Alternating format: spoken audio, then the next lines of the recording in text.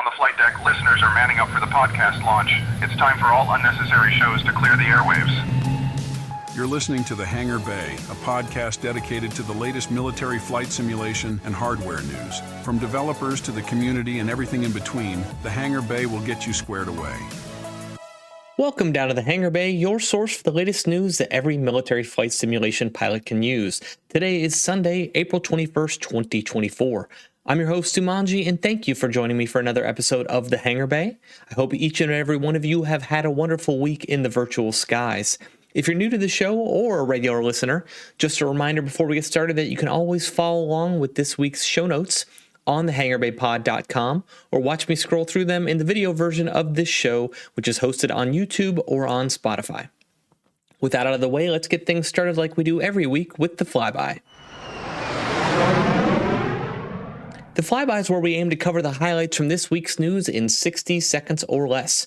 Starting things off this week, we have an update 5.203 for IL-2 Great Battles, which has just gone live with 2 new community campaigns and a new resource allocation system that surprised us all. The hook is here. Eagle Dynamics surprised us by opening pre-orders for the CH-47 on Friday with an early access release date of June 26, 2024 and a 30% off pre-order discount. On the DCS front, Baltic Dragon submitted his DCS F-16C The Gamblers campaign to Eagle Dynamics this week, and it should be available on the store, quote-unquote, soon. And then finally, on the hardware front, Virpil said that not all April Fool's Day news releases have to be jokes when they released their new throttle this week, the small form Cadet VMAX, which is going to retail for $250 USD or 230 euros. So that's a few of the bigger stories for this week. Stick around for the full show where we'll cover these stories in more detail as well as the rest of this week's news. On that note, let's dig in and get things started with the developers. Hey everyone, Wags here.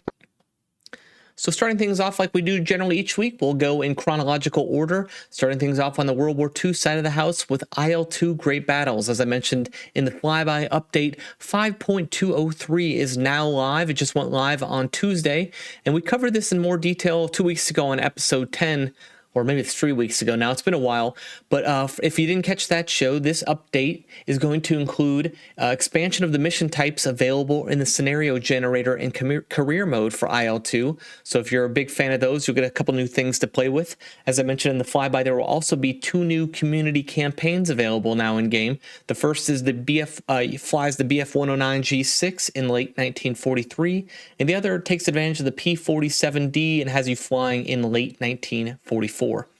There's also several other fixes, changes, bug fixes of that nature. But one thing we didn't discuss previously because they hadn't talked about it, and which was a surprise this week, was the new dynamic battlefield system. So they said this is going to be something that's in a pilot's career mode, quote, to create the most interesting and varied scenarios and to optimize the CPU load on the system. Unquote. So what exactly are we talking about here? Well, IL-2 devs have implemented something they're calling the Dynamic Resource Allocation System, or Dynamic Battlefield. If you're familiar with Falcon BMS, the immediate thing I equated this to was a way of culling the battlefield, right? So if you have units that are outside of your area of operations or they're really far away from you, essentially the game's going to remove those from the system to decrease workload on your CPU. But to provide a little bit more context for that in the IL-2 setting, let's go through a little bit more of what they've had in this week's developer diary. Specifically, they call out that this implementation is going to be exclusively for World War II career mode escort scenarios. So where the players are fighter escorts of AI-controlled attack, bomber, or transport planes. So in other words, this is a debut of the system. They have a design around one specific mission set, and they say if it receives positive feedback, it's going to be expanded to other career mission types in the future. So how this dynamic resource allocation system is actually going to work is essentially it assigns performance costs to things that are in game. So if it's a single truck, driving down the road, maybe that has a very small cost. But then if it's a whole group of bombers flying around, that costs quite a bit in terms of resources. Essentially, each of these each of these units is going to request permission to enter the game world. And the allocation controller is going to check the amount of resources that's required. So if it's just one truck, maybe it's easy to fit in. But if it's multiple bombers, maybe the CPU's working too hard, it can't fit that in. Either way, it's going to do this check, calculate if it should add the units or not. As units are destroyed or removed from the game, like an AI flight lands, they don't need to be in game anymore, it will release them, freeing up resources to add new units. And why this is really interesting is how it's going to evolve around dynamic events. So they talk about two specific methods in which these dynamic events will work.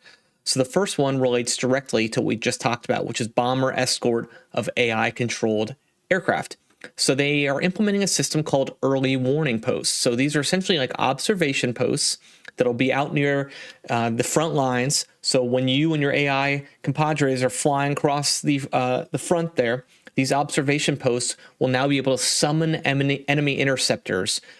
So these interceptors are going to be organized into zones. So think of these circles across the battlefield along the front lines where there's going to be an AI observation post essentially that can call in enemy attackers or interceptors. So when it detects you, it'll make a call to the resource allocation system and it will request enemy aircraft to appear near you and then direct them to intercept you. So it's almost kind of like a dynamic GCI or ground control and resource allocation system all in one. And these enemy interceptors might appear in the air, like maybe 30 miles away from you, for example, close your position. Or if you happen to be flying near an enemy airfield, maybe the resource allocation system will generate them on the ground and they'll take off and intercept you from there. So the current implementation, though, they do note, does not initiate intercepts against single aircraft or against fighters that are not escorting strike aircraft. So this all ties into what we were talking about earlier. This is designed for you are escorting a large group of friendly aircraft. You're not off on your own doing your own thing. That's where this system's going to come into play. But the other thing that was interesting is they talked about route-based activity. So imagine you are doing the next day in a pilot career mode. It says the resource allocation system is going to actually try to populate the world around you to make it a little bit more alive. So you go press the next day in your career mode, see what your mission is. It's going to generate some events behind the scene that may occur on your route that day. So for example, your flight may generate enemy AI who are on a free hunt mission near your route of flight, or it could be an enemy recon plane that's dynamically generated at a high altitude, or friendly aircraft or transport might be just assigned a random transport mission behind the front just to give it more like I said, liveliness behind the scenario. So just a really cool system. Also goes on to say that these aircraft, once they're spawned in, won't just disappear. So if you see these aircraft on your mission, you can actually go follow them and they'll fly their full dynamically tasked mission that day and then land at their own field. So really having a true mission. They're not just there to add a visual nature. They'll actually do something in game. But that said, and this ties into my Falcon BMS a relationship I mentioned at the beginning and why it reminds me of that, there is like a dynamic culling system though. Say you go do your flight and it takes you 100 miles behind the enemy line, that friendly transport that was flying near your home field, to save resources, if they're far enough away, the game's going to make an in-game calculation. Okay, all right, the player's not going to see these, or these aircraft are so far away that it doesn't make sense to continue rendering them and spending CPU cycles. So they'll be taken out of the game to free up resources for your computer. It says, and the last note on this system is that this system will come with 3 options that are tweakable by the player. So you can actually have control over how much of the allocation system you'd like to spend on certain areas of the game. So maybe you're more invested in airborne forces or AAA. You can go from like low to high, if you will, on how many you'd like to support. If you have a better setup or a stronger computer at home, maybe you could take that all the way to high, whereas someone who's playing on a laptop or lower end system can reduce those things to make the game experience a little bit better. You can also tweak the ground forces setting. And then finally, an interesting one is the power balance setting. This essentially is how much do we want to weight the mission in favor of the human or the enemy AI. So kind of an interesting system. But all told, I really like this. This is a great introduction of our improvement, I should say, to IL-2. I wonder if this is something they've been working on for the title that's in development, and they're kind of testing it out here. Either way, I think this is a very interesting system. It sounds like you should leave feedback depending on what you think of it in the coming weeks, as the developers will be very keen to see how we react as a community and whether or not they want to continue adding more functionality to this going forward for the existing IL-2 property. So very, very cool. Sticking around on the World War II front, let's shift things over to Scramble Battle of Britain. So I mentioned that a few weeks ago. This is a merge, or I should say coming together, if you will, of a flight simulator and a real-time strategy game, and a turn-based strategy in that sense as well. So Slytherin Games announced that if you are interested in Scramble Battle of Britain, when I talked about it a few weeks ago, you can sign up for a beta test right now. That window is open. You can go over there, put your name in the hat, tell them why you'd like to beta test it, and hopefully you'll get picked, and you can help that game continue to develop in the weeks and months ahead and turn it into a great product. So just wanted to share that with all of you in case you're interested in participating. All right, shifting things forward to the modern day, let's talk about DCS. Eagle Dynamics surprised us this week with the announcement on Friday that the pre-order window for the CH-47 is here. So I guess that's not a surprise in lieu of Afghanistan also releasing this June, but I just didn't expect it so quick. As a Hilo Bubba, of course I'm excited about this. Anytime we get a helicopter to the game, I'm always going to be happy. And then this one looks like a really intriguing aircraft to fly. I must say, though, the trailers for any release in DCS are always just top-notch, and the addition of Bittersweet Symphony with rotor blades in this trailer is pretty much the pre-order video of my dreams. So anyway, back to the aircraft itself. The release date for this is going to be the 26th of June, or at least that's what they're aiming for. If you do want to pre-order right now, it's offering a 30% discount, in keeping with what we see for most pre-orders available from Eagle Dynamics. That puts the price tag at $49 US, retail price of $70 for this aircraft.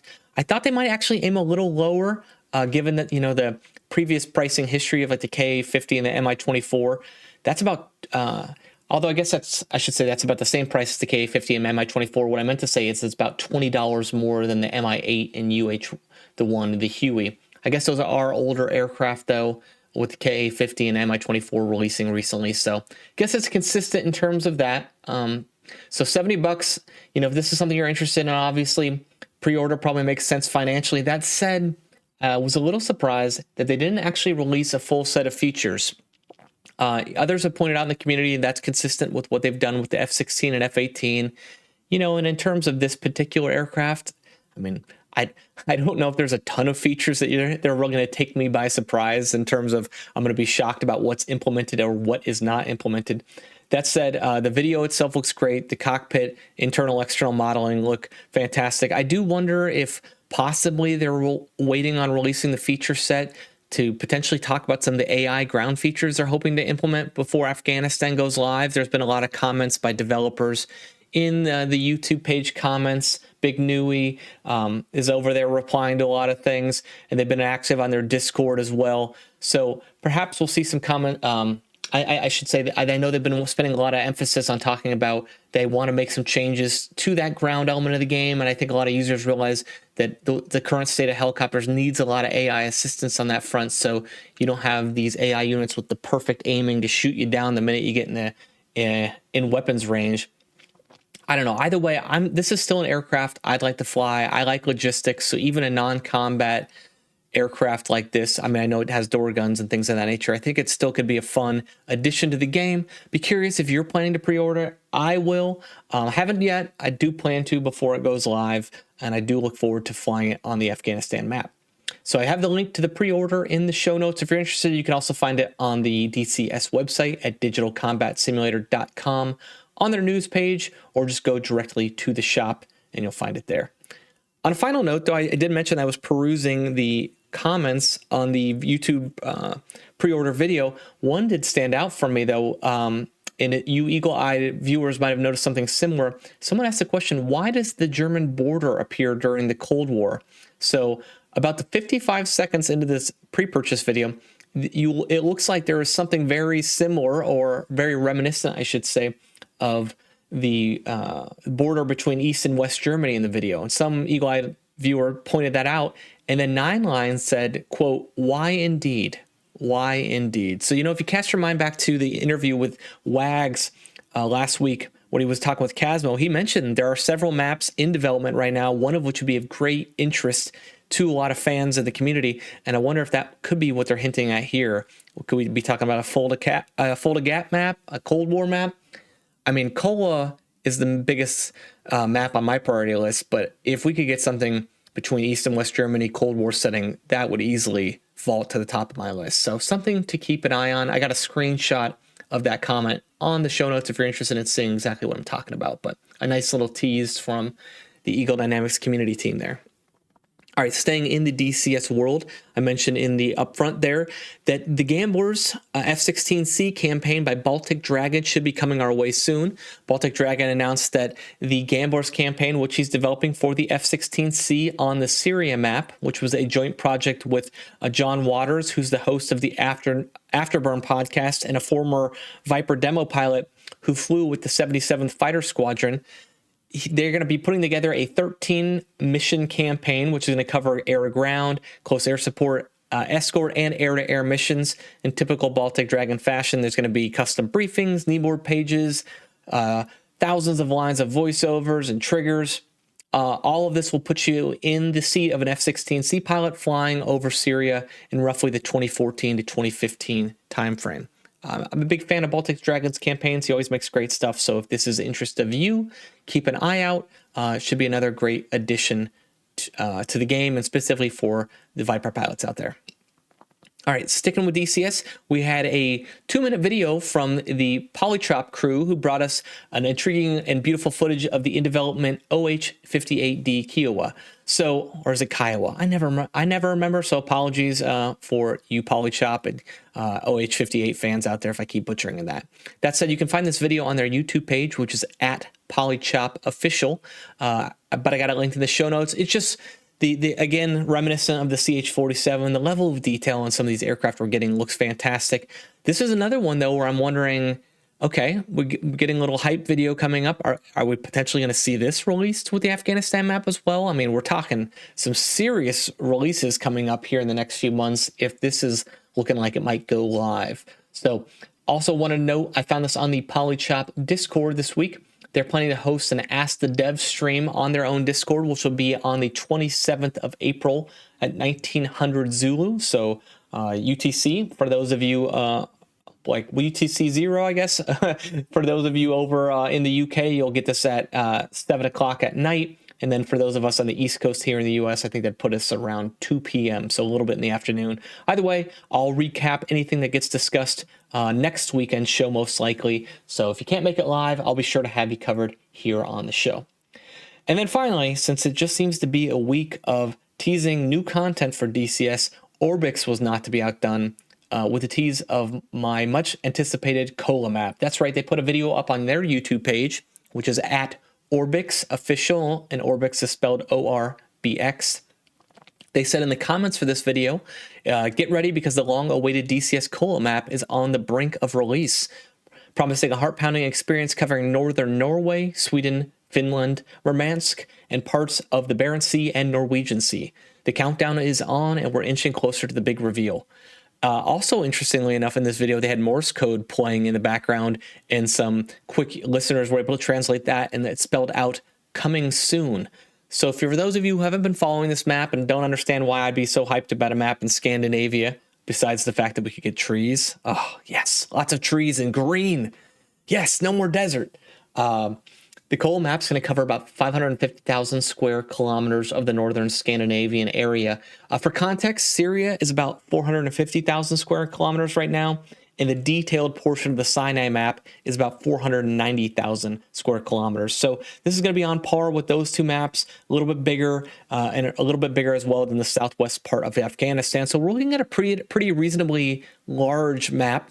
The screenshot here, you can kind of make out where some of the air bases are in the local area, but obviously I expect some new information on that front if this indeed is going to go live soon. I don't know, so I'd be curious to see what you think, though. Do you think we're going to get Kola before Afghanistan? I can't see them releasing the two maps simultaneously in June, but maybe, I don't know. Weirder things have happened, I suppose, but man, 2 new helicopters, 2 new maps, F4s coming out too. Goodness, forgot about that. So 3 new modules, 2 new aircraft, and hopefully some additions to the underlying game mechanics as well. So lots of interesting developer news this week, but that wraps things up on that front. So let's go ahead and shift things over to the hardware side of the house next.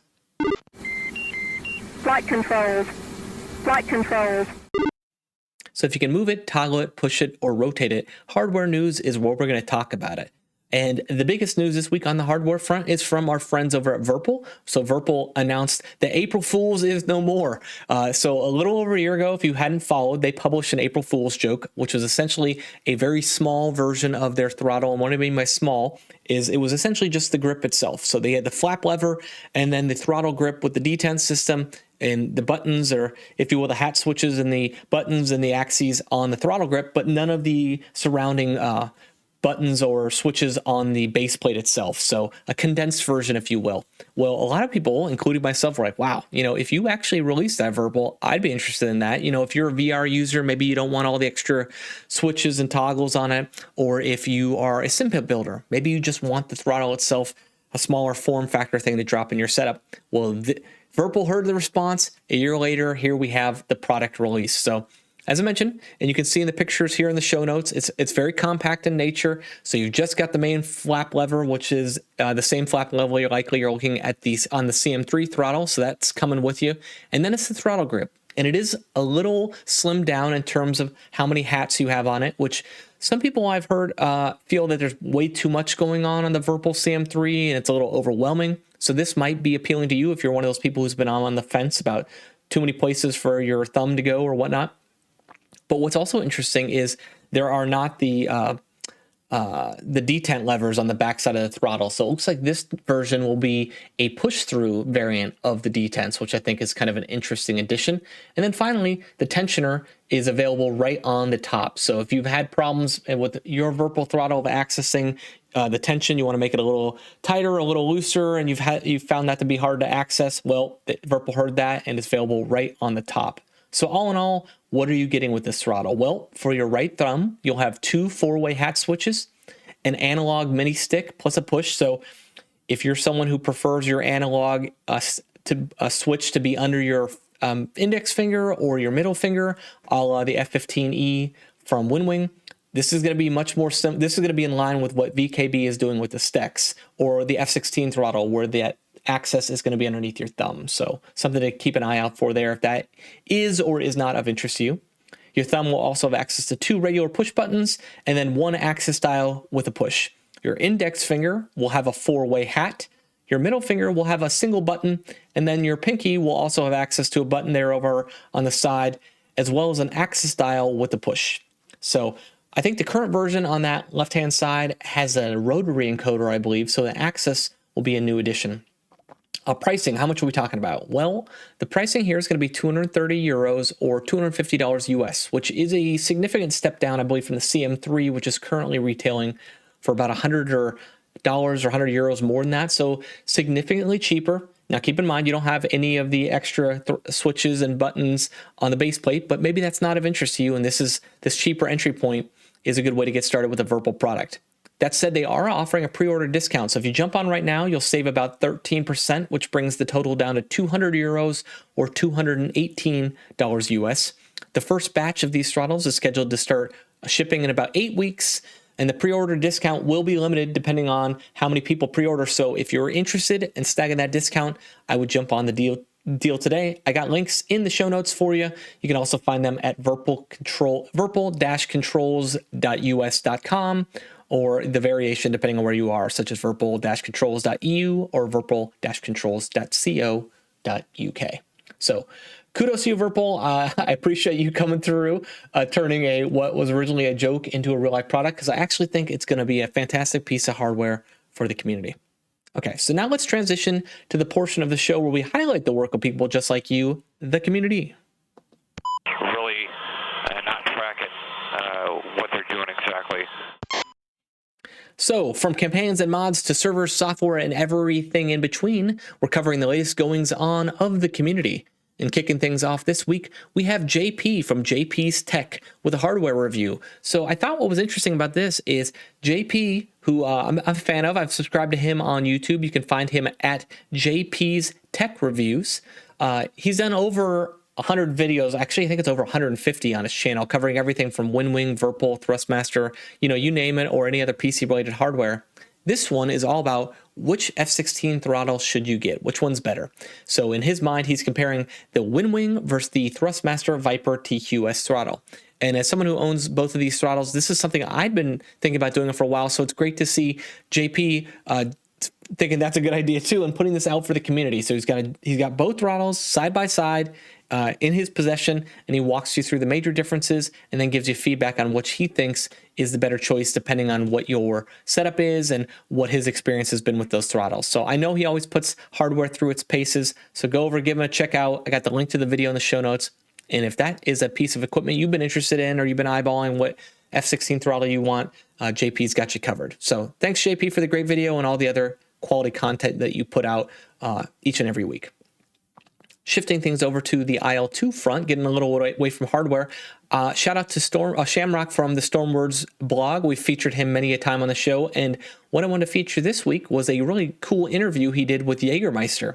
So for those of you who don't know, Jägermeister is one of the more prolific mission and campaign makers for the IL-2 Sturmovik series.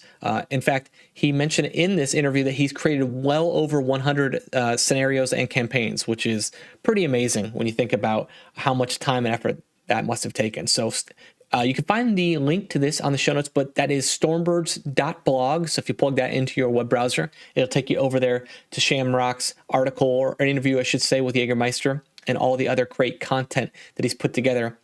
One of the, I pulled out a bunch of the questions that they talked about, but really, I just want to kind of high level say that Jägermeister recently released the payware campaign called Overlord for the P-51 for IL-2. So Shamrock caught up with them and just wanted to ask him a few questions about, what he's been doing, what his process for these campaigns are, and what might be coming next. So they cover a lot of really interesting topics. Shamrock had some great questions, such as, of all the campaigns, which one's been your favorite? How do you approach a campaign? What's your inspiration for it? What kind of preparatory work do you do before you make these missions? Which of your campaigns or missions do you think is the most overlooked and you would want to encourage people to try out? I thought that was a really, really interesting question. And then he mentioned that, as I mentioned, Overlord, his most recent campaign, is his first paid campaign. So what was the experience like versus the others that he's done over the years?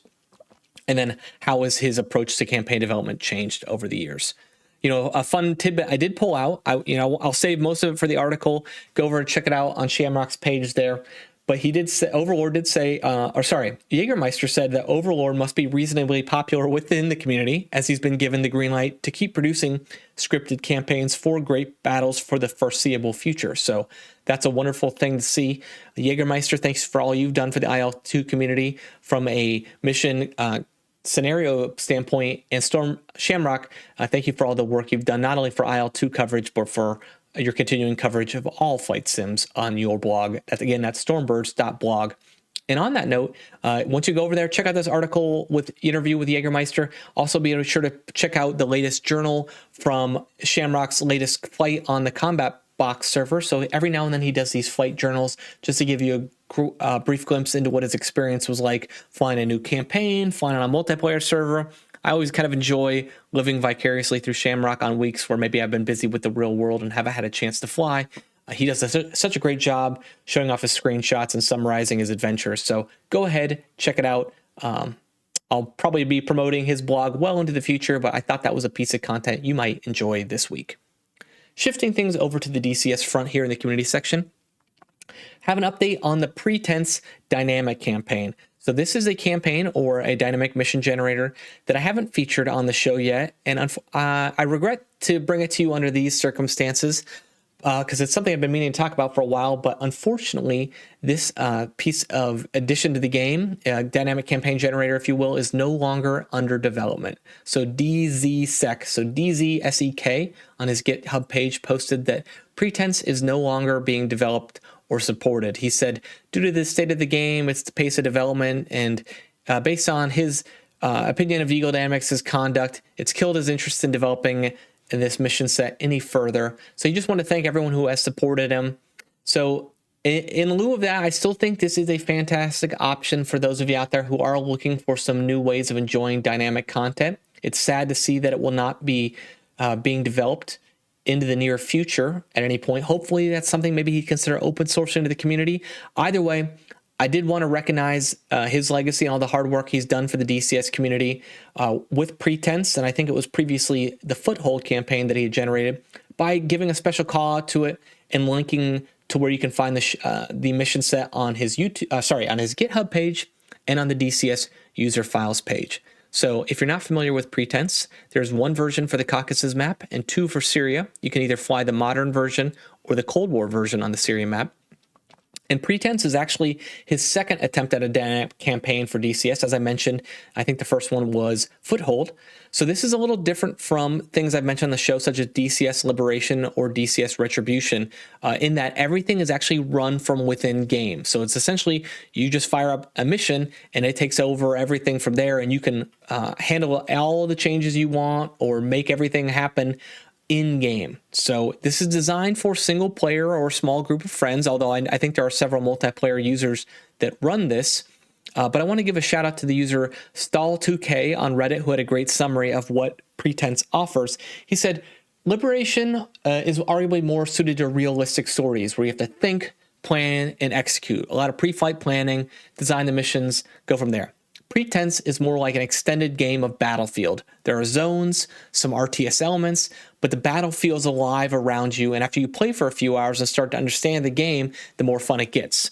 So the nice part of that design is you don't need to understand it, and you can play it. Just like taking off, go kill some stuff, come back, and it contributes to the world around you as there's this meta game happening dynamically around you in the mission. So you can just get in and go have some fun and watch the world come alive.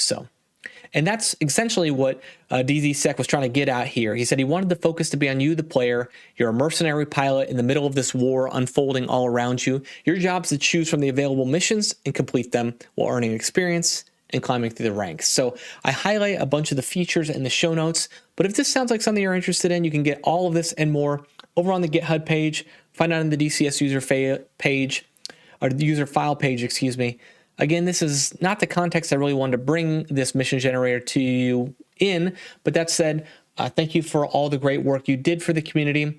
Hopefully, the DCS will change enough for you in the future, or you'll find another avenue to continue to give back to the military flight simulation community in the future, because I know you've made a lot of people really happy with the product that you produce. So that is, again, DCS Pretense.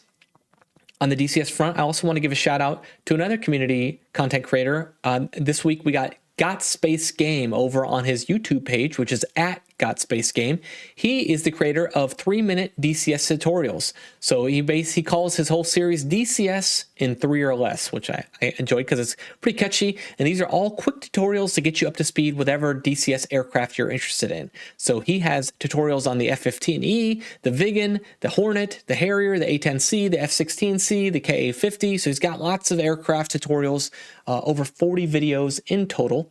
He just released one on the A-10C using the gun over on that aircraft, but what caught my attention, and it had appeared in my YouTube feed, was his cold start video with the IHADS alignment for the Apache. So again, if you're like me, and it sounds like many of you are based on our content from Spudknocker last week with his community survey, where over 90% of you say you get your your tutorials from YouTube, this is another great one to add to your rotation. So go over there. If you like what he has to say, give him a like, comment, subscribe, all that fun jazz. And hopefully we'll see more great content from him in the future. Again, that is Got Space Game and the DCS in 3 or less series.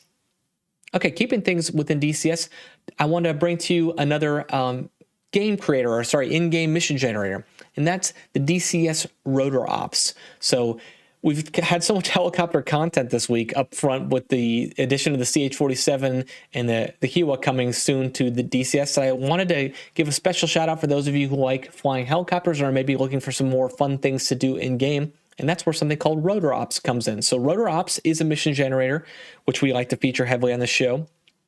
And essentially, at its heart, it's a game type called Conflict, which requires helicopter operations to win battles on the ground. So it's essentially a territory capture game that promotes the focus on individual conflict zones. So they've got tons of mission types: troop transport, close air support, ground attack, logistics, which will fit in great with the CH-47. The mission generator essentially uses a Windows app. It's got built-in voiceovers, makes use of the Splash Damage 2 script for more realistic explosions. You can play the role of attacking or defending forces, and this supports single or multiplayer missions. So if this sounds like something you're interested in, you can find this over on their GitHub page, which I've got linked to. They have a bunch of notes about how to set this up and the installation and user guide. A screenshot of what you're looking like here is going on in the video portion of the show on the show notes. And you can set up things such as the blue forces, how many enemy attack helicopters there are, or planes, how many friendly units, or what kind of FARP conditions do you have, what are some player slots going to be looking like. And then it basically gets you in a game set up, and you're on your way to completing the missions as you see fit. There's also a fun aspect of the Rotorheads group here. They've also, or sorry, the Rotor Ops group, excuse me, they've created their own multiplayer server. So if you didn't want to set this up for single player usage or your own little server, you can go over and join the action on their multiplayer server. They say, come fly with us on the newest DCS server dedicated to a rewarding and dynamic helicopter gameplay. So they say all players are welcome. There are no communications or milsim procedure requirements, but they do encourage you to have active communications via SRS or Discord. So if you're looking to give this a shot in a multiplayer setting, go search for Rotor Ops in the server menu. And I've also got links to the server IP and SRS in the show notes, as well as to their Discord as well. So the Rotor Ops crew. Finally, if you are interested in giving this a try, but you don't want to go ahead and set it up all yourself, they've actually created some demo missions for you. So they have a demo mission called Black Hawk Down Part 1, which is with the Huey or the UH-60 mod. They got a Nighthawks mission with the Apache. They also got something called Rotor Ops Aleppo Under Siege or Roto Landing. So these are all missions you can find on the DCS user file page, which make use of the Rotor Ops gameplay functionality. So good way to try it out. Just dip your feet, toe into the pool, if you will, before you commit to the Rotor Ops section. I've also got a great video from Sergio Costa from Helisimmer. I think we've talked about him on the show before. So he's got a great video detailing how Rotor Ops actually works, so you can see it in action as well. You can find him on his YouTube page at Helisimmer. So H-E-L-I Simmer, S-I-M-M-E-R. So Helisimmer. That's Sergio Costa, and you can also find him on the Helisimmer website. So thank you for the Rotor Ops crew, and thank you, Sergio, for giving us a great video. So that wraps things up from the community standpoint. Let's shift it over to the user content of the week now. They just blew themselves up. They just blew themselves up. So the user content of the week. Sometimes it's a mission, sometimes it's a tutorial, sometimes it's just an interesting topic of conversation here in the content of the week. And what we have for you this week is getting the hang of Falcon BMS. What now? So user That One Doom fan on the Falcon BMS subreddit posed the question this week. I'm getting the hang of BMS and really enjoying it. I did some of the tutorials and got the hang of basic weapon employment, etc. I was wondering, what do I do now? Should I play the campaigns? Can I download any player-made campaigns? What's the best for a beginner like me? And given all the consternation of DCS fans as of late in terms of what's going on with Eagle Dynamics, there's been a lot of renewed interest in people getting back into Falcon BMS, although I'd argue you can just enjoy both games simultaneously. It doesn't have to be one or the other. That said, I thought this was an interesting thing to highlight for a lot of members of the community, because I think it's an important thing. You know, Falcon BMS, what do you do there? If you're new to that game, how do you transition into it? And it's something I try to feature a lot on the show. I try to feature all military flight sims on the show, but Falcon BMS in particular. So I thought I'd highlight some of the comments for this, and I have the link to the Reddit post here as well. User Pegasus82 responded with, there's a lot of good multiplayer-focused resources that you can enjoy. So he highlighted things such as the Falcon Lounge Discord, the Falcon Online Discord, and as well as two multiplayer groups, the Veterans Gaming Discord and the 185th Virtual Squadron, European-based squadron, and he's got the link to the Discord of that group as well. And then finally, user Wombats Are Cute recommended downloading other theaters. So, you know, when we think of Falcon BMS, or for those of us who at least have a basic understanding of Falcon BMS, you think of the Korean Peninsula Theater, because that's what comes with the game by default. Well, he also mentioned there are other theaters you can enjoy, such as the Baltics, the Balkans, or Israel, and each of those comes with their own campaign. So if maybe you don't want to fly in the Korean Peninsula, there are other campaigns and areas or geographic regions for you to enjoy in Falcon BMS as well. And then finally, user JM Parker 1980 recommended our friend of the show, Aviation Plus, who I think is always a good one to recommend. He linked directly to his Falcon BMS playlist of 40 videos to help you learn BMS from scratch. So I'll give a shout out to you, JM Parker, for a great recommendation. And that's Aviation Plus, at Aviation Plus on YouTube. That's always my go-to recommendation for anyone getting started in BMS on how to get set up and rolling. So what about you? What would you recommend to someone starting out in BMS? Are there any other BMS content creators you think we should highlight on the show? I'm always curious to know about that. If I'm missing someone, please let me know. I always want to give a shine a spotlight on all the great folks doing wonderful things in our community.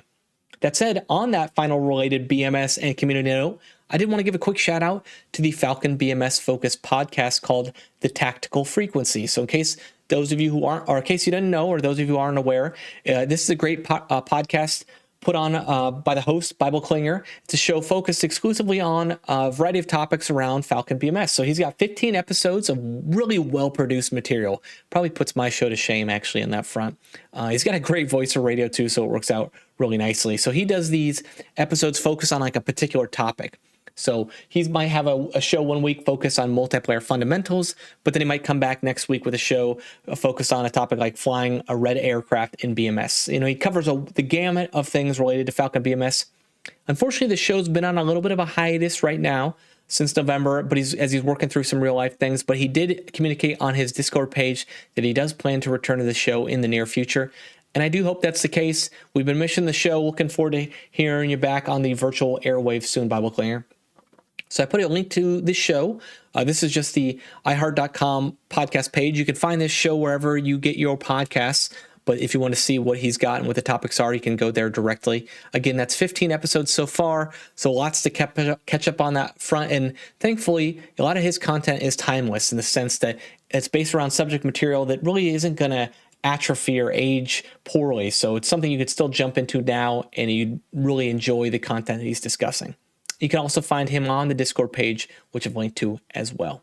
So that wraps things up from the user content of the week. Let's shift it over now to the Simpit Spotlight. You don't see any big stream of flames or smoke coming out there. So it's time for my favorite segment of the show where we highlight a community member's personal Simpit setup, no matter how simple or complex, to celebrate the joys of flying from home.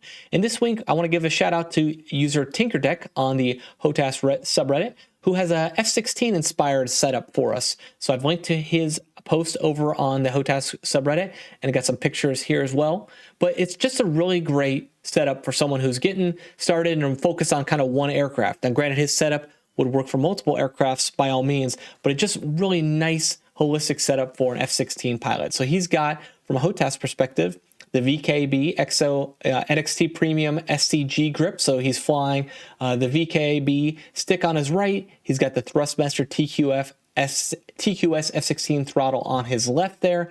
He's got two Thrustmaster Cougar MFDs Velcroed on top of a small 11.6-inch, brand agnostic monitor. By the way, I've done this very similar thing myself. It's a great way to bring your MFDs to life and replicate what you're seeing in game. And then finally, he's got the WinWing F-16 ICP. And he's mounted all of that, he's got that mounted on top of just like a clear little keyboard cover, which serves as a little bit of a riser to put it above his Cougar MFDs. And it's kind of like a backup mouse stand. So it's just a really nice, clean setup. He's got all that mounted to his desk. Got a separate monitor there on the left side so he can bring up YouTube pages. He can bring up any manuals while he's flying in game. Perfect little setup for Falcon BMS or the F-16C in the DCS. So Tinkerdeck, great little setup. Thank you for sharing that with the community. Looks like a lovely place to go flying each and every night. So shout out to you.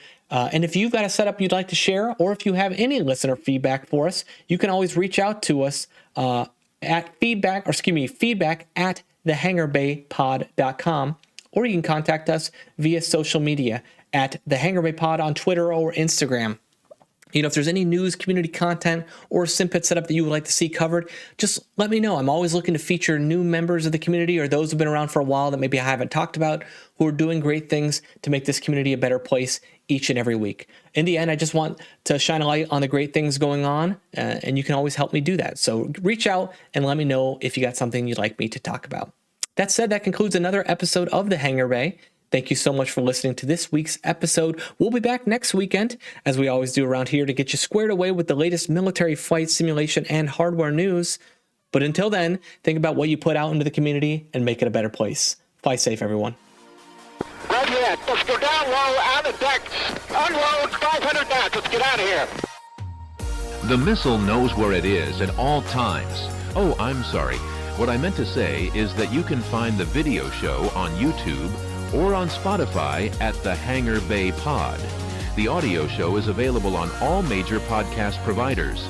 You can contact the show via email, feedback@thehangarbaypod.com, or on Instagram and Twitter at the Hangar Bay Pod. Show notes and links to everything discussed on this week's show are available at thehangarbaypod.com. It takes a lot more than just fancy flying.